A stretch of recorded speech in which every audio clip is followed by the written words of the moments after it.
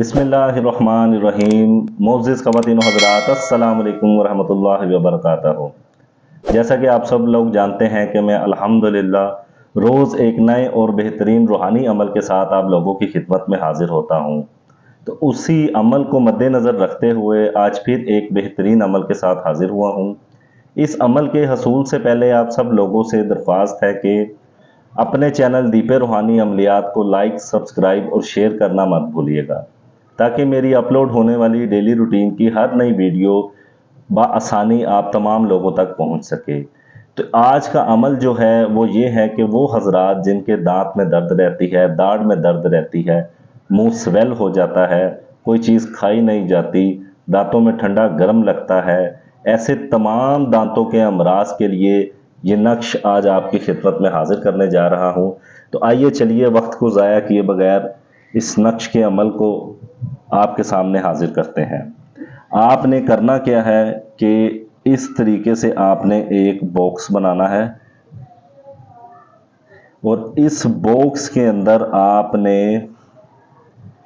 फे, रे, आइन, वाव, नून,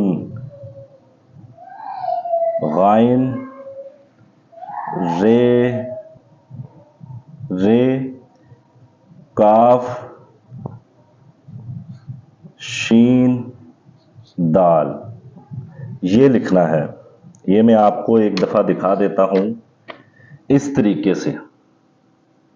फे, रे, आइन, वाव, नून, गाइन, रे, काफ, शीन, दाल, ये नक्श इस तरीके से आपने लिखना है।